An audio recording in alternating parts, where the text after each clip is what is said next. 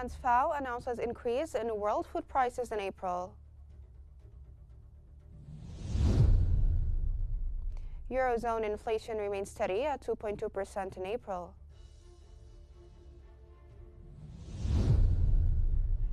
And Trump proposes $163 billion cut to federal spending.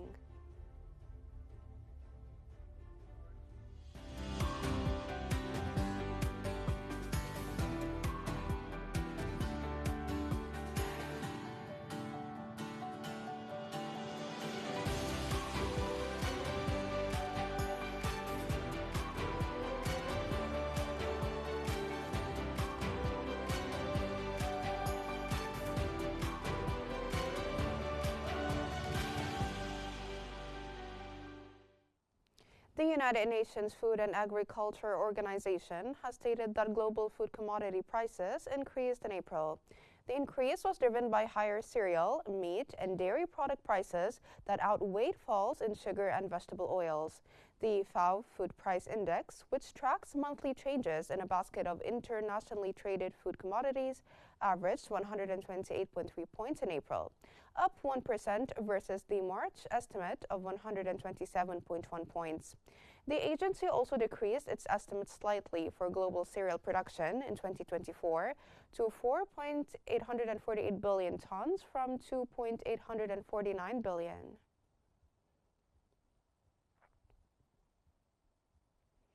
Eurostat has reported that inflation in the Eurozone remains slightly above the European Central Bank's target, holding steady at 2.2% in April. The figure was supported by a 0.6% monthly increase in prices, driven primarily by strong services inflation, which offset declines in energy prices due to a slump in oil markets following U.S. trade tariffs. However, the consensus at the central bank remains that inflation will likely return to the 2% target later this year, partly due to the euro's strength, which has appreciated nearly 10% against the dollar this year.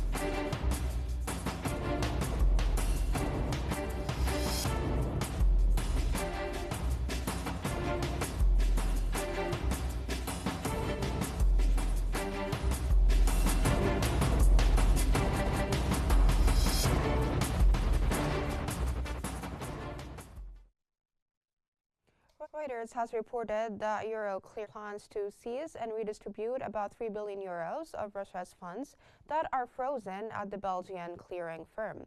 Euroclear will redistribute 3 billion from a pool of 10 billion euros in cash belonging to Russian entities and individuals hit by European Union sanctions.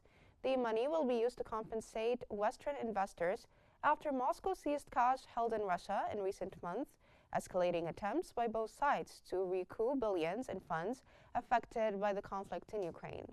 The move marks an escalation in Europe's financial pressure on Moscow. It will also reduce the stockpile of Russian wealth that includes cash, shares, and bonds, held almost entirely at Euroclear, that gave the bloc leverage over Moscow.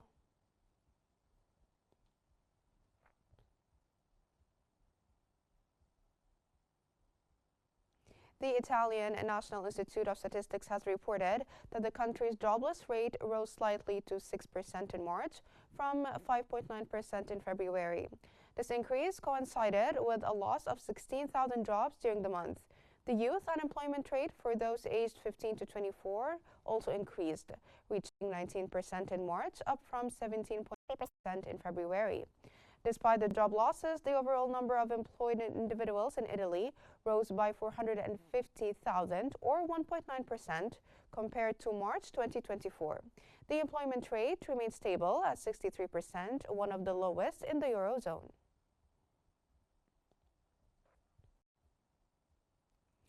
Hong Kong's economy grew by 3.1% year-on-year in the first quarter, marking its ninth consecutive quarter of expansion. This growth surpassed the mean forecast of 2.1%. The increase was supported by strong external demand for goods and a rise in visitor arrivals, which boosted services. However, private consumption spending declined as residents adjusted their spending habits, taking advantage of the Hong Kong dollar strength to shop across the border in mainland China.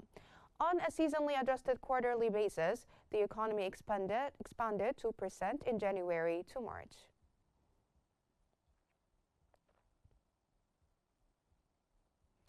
The General Authority for Statistics reported that the foreign direct investment inflows into Saudi Arabia reached 22.1 billion Saudi riyals in the fourth quarter of 2024, marking a 26% increase from 17.5 billion Saudi riyals in the third quarter. This figure represents a 13% decline compared to 25.5 billion Saudi riyals in the same quarter of 2023. Inward foreign direct investment flows amounted to 23.8 billion Saudi riyals, an 11% decrease from 26.9 billion Saudi riyals in the fourth quarter 2023, but a 17% increase from 20.4 billion Saudi riyals in the third quarter 2024.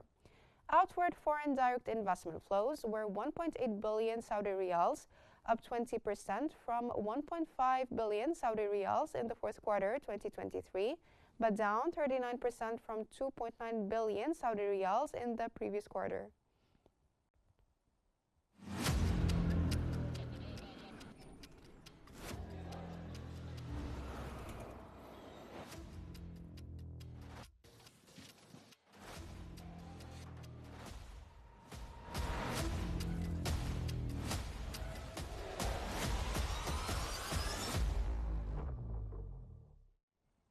The Labor Department's Bureau of Labor Statistics has reported that U.S. job growth slowed slightly in April, with non-farm payrolls increasing by 177,000 jobs, down from a revised 185,000 in March.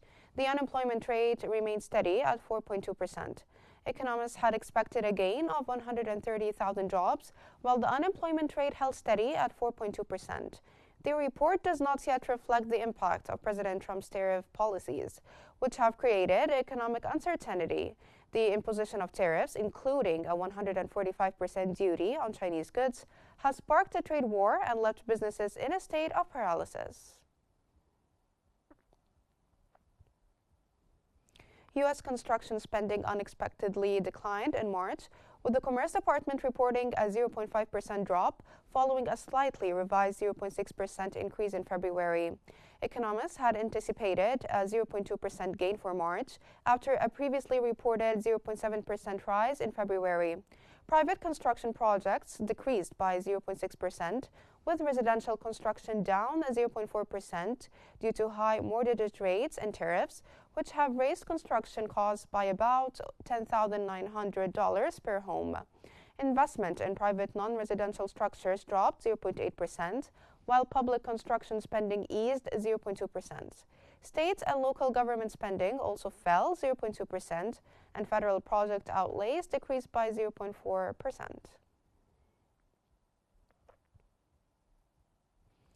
President Donald Trump's administration has proposed a $163 billion cut to federal spending for the upcoming fiscal year, which would eliminate over 20% of non-military discretionary spending, excluding mandatory programs. The proposal includes a 13% increase in defense spending and a nearly 65% increase in Homeland Security funding compared to 2025 levels. Non-defense discretionary spending would be reduced by 23%, reaching its lowest level since 2017. This proposal comes as Republicans in Congress work to resolve internal divisions over spending cuts to fund a significant tax cut bill they hope to pass by July 4th, while also addressing economic stress from recent U.S. tariff hikes affecting global trade.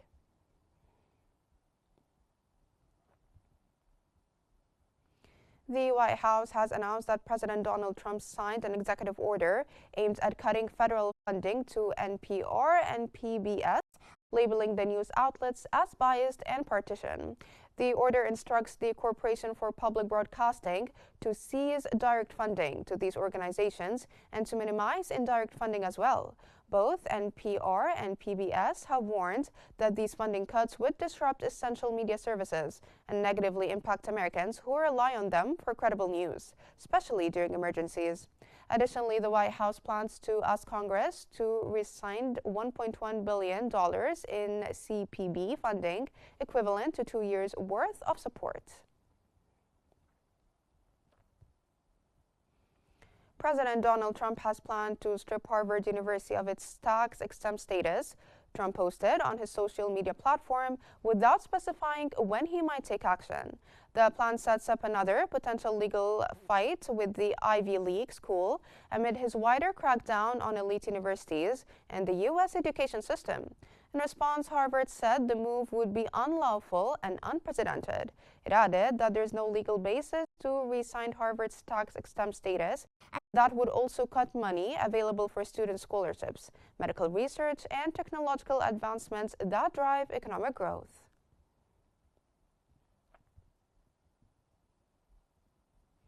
Still in U.S., from a Chinese perspective, China's Commerce Ministry has said that Beijing is evaluating an offer from Washington to hold talks over the U.S. President Donald Trump's crippling tariffs. It stated that the U.S. needed to show sincerity in negotiations and that it has recently taken the initiative on many occasions to convey information to China through relevant parties hoping to hold talks. The ministry added that China's door is wide open for discussions. However, the U.S. should be prepared to take action in correcting erroneous practices and cancel unilateral tariffs. The move signals a potential de-escalation in the trade war that has roiled global markets.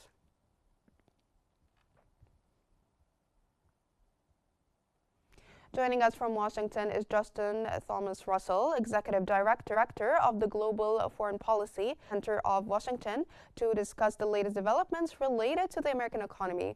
Welcome, sir, to the Economic Bulletin. And first off, if you could tell us the potential economic impacts of Trump's proposed $163 billion federal spending cut. Well, it's going to create a fight in Capitol Hill and in Congress. It's going to be a fight as to what programs get cut. No congressman wants to have a program that could directly affect their own district.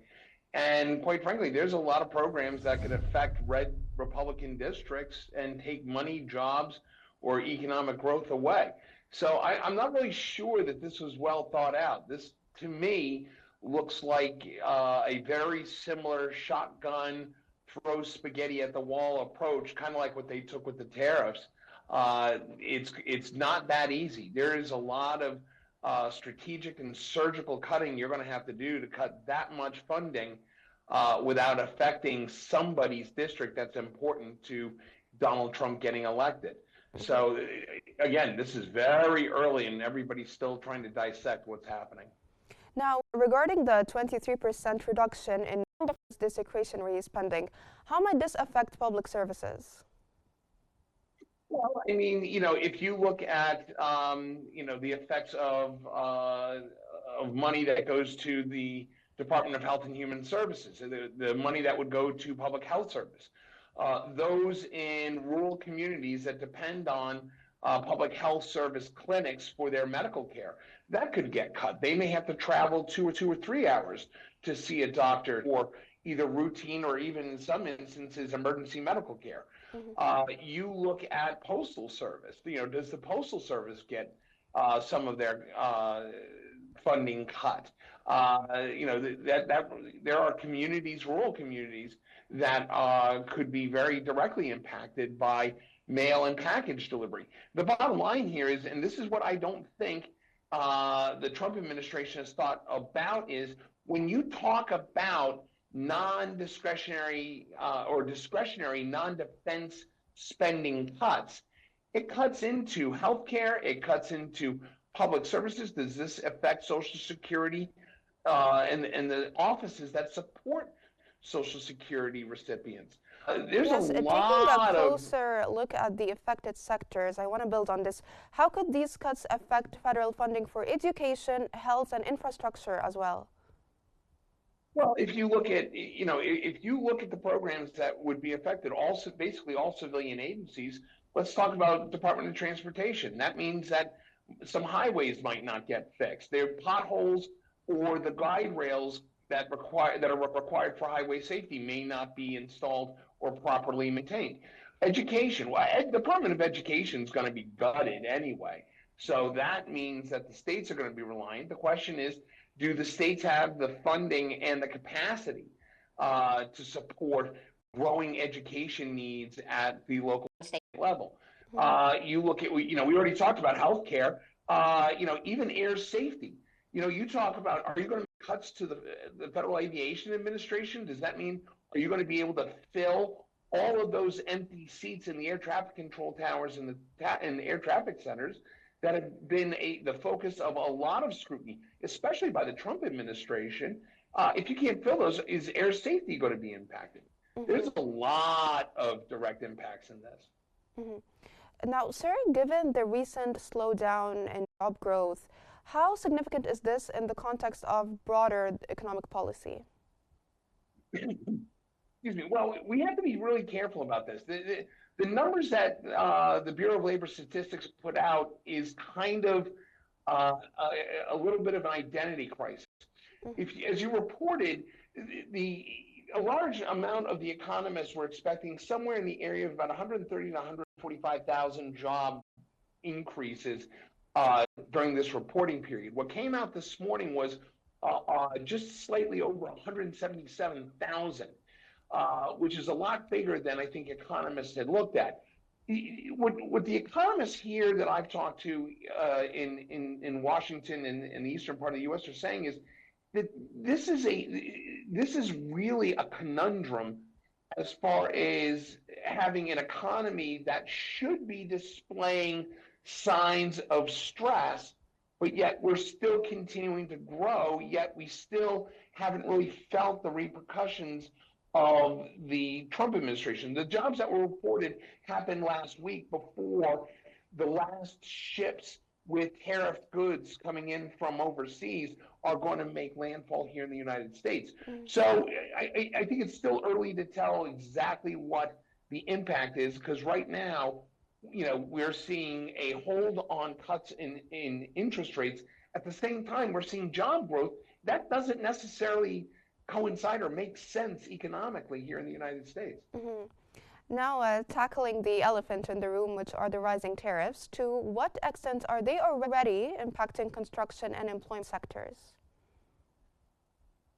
Well, the tariffs are, as you reported, we're starting to see a slowdown in residential home builds. The tariffs are affecting everything from softwood timber coming from Canada, which is a key part of the wood that goes into residential home building here in the United States. We're starting to see everything from the little tiny tacks that go into roofing to large appliances that go into spec homes. That is all starting to feel the residential home industry is starting to feel that pinch right now. The other thing we have to look at when it comes to the residential home and even commercial real estate building situation is the immigration question. The immigration question, I think, could be as big an impact on the future of the residential housing industry as much as tariffs could, because what we have to realize is a lot of the labor that goes into building these homes are migratory. They go from area to area throughout the country, almost on house building seasons. If you start taking away a large portion of that migrant workforce, I think that's going to impact the cost of housing as much as tariffs. And the tariffs, we still haven't seen the true impact of tariffs on everything, on all the trading partners, China, Canada, Mexico, Brazil. Those all have components into building residential housing here in the United States. Now, sir, I have to ask you about China and the recent development, which is the proposed talks. Could they actually lead to a meaningful de-escalation in the trade war? Quite frankly, that's up to Donald Trump. I mean, China didn't ask for this. President Xi didn't ask for this. And President Xi in China, quite frankly, kind of hold the upper hand. Donald Trump has been going around, throwing these numbers out there. He threw out 145% tariff on Chinese products. Those products are now starting to make their way over, if they even get here, to the United States. And Donald Trump's been putting out this rhetoric of, well, I've been talking to Xi, I've been talking to Beijing, and Beijing's actually saying, well, no, you haven't. Nobody's contacted us. The reality here is, I think Donald Trump and the White House overplayed their hand in the tariff situation, and quite frankly, right now, China has the high end coverage to be able to kind of drive the deals here. Donald Trump really doesn't have a leg to stand on because we are so intertwined and interdependent in the just-in-time logistics and the cheap products like electronics, footwear, clothing, appliances, all that cheap stuff that we buy from China and the Far East basically affects our economy, and Donald Trump's got to realize that. Mm-hmm. Lastly, sir, integrating Harvard into our conversation, what legal and economic ramifications could arise from Trump's push to strip Harvard of its tax-exempt status? It's not going to work. I don't think there's a court in the country that will allow Donald Trump to be this arbitrary and capricious. Look, the bottom line here is that all Harvard has to do is walk into a courtroom and saying, look, if he's going to take away our status as a university, as a private university with, that has historically had tax exempt status and has been providing education and research services to the entire nation, if not the entire world, is he going to do it to us? And will he hold his allied or universities? Like, will Donald Trump take away the tax exempt status of Oral Roberts University or Liberty University or Texas Christian or any of the Baptist universities that are aligned with him? That is going to be something that's going to be fought out in the courts. And quite frankly, I don't think the administration has a leg to stand on. Mm-hmm. From Washington, that was Executive Director of the Global Foreign Policy Center of Washington, Justin Solomos-Russell. Thank you so much for your insights and for joining us here on the Economic Bulletin. Thank you so much for being with us. TikTok was fined €530 million by its lead European Union privacy regulator over concerns on how it protects user information. It was also ordered to suspend data transfers to China if its processing is not brought into compliance within 6 months. Ireland's Data Protection Commissioner expressed concerns that TikTok failed to afford European Union users' personal data the high level of protection provided for under European Union law. The DPC also discovered that TikTok has stated that European Union user data was not stored on servers in China. However, last month, TikTok revealed that they found a limited amount of this data had been stored in China, but has since been deleted. U.S. President Donald Trump declared that all purchases of Iranian oil and petrochemical products must cease immediately, warning that any country or individual buying from Iran would face secondary sanctions. He emphasized that they would not be allowed to conduct business with the United States. These remarks follow the postponement of U.S. talks with Iran regarding its nuclear program, originally set for Saturday in Rome. A senior Iranian official stated that a new date would depend on the U.S. approach. The Trump administration has targeted various entities with sanctions as part of a maximum pressure campaign aimed at reducing Iran's oil exports and preventing nuclear weapon development. Secondary sanctions penalize countries trading with Iran by restricting their access to the U.S. market. They made $1 trillion with Biden, $1 trillion, even $1.1 trillion with Biden selling this stuff. Much of it we don't need. Somebody said, oh, the shelves are going to be open. Well, maybe the Oil prices were stable on Friday and heading for a weekly loss as traders squared positions ahead of an OPEC Plus meeting and showed caution over the possibility of a de-escalation of the trade dispute between China and the United States. Brent crude futures were down 0.23% to $61.99 a barrel. U.S. West Texas Intermediate crude futures fell 0.25% to $59.09 a barrel. Gold edged higher on Friday after hitting a two-week low in the previous session, but easing trade tensions and a strong jobs report kept prices on track for a second consecutive weekly loss. Spot gold was up 0.5% at $3,255.01 an ounce. Prices were down 2.1% for the week after hitting a record high of $3,500.05. U.S. gold futures rose 1.3% to $3,262.10.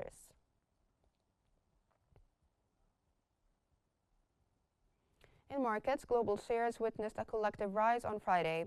As in the U.S., the Dow Jones Industrial Average rose 0.91%. The S&P 500 hiked 1.13%, and the Nasdaq Composite jumped 1.28%. In Europe, UK's FTSE 100 climbed 1.41%. Germany's DAX increased 2.48%, and France's CAC 40 rose 2.4%. In Asia, Japan's Nikkei 225 increased 1.04%, and Hong Kong's Hang Seng Index futures climbed 1.74%.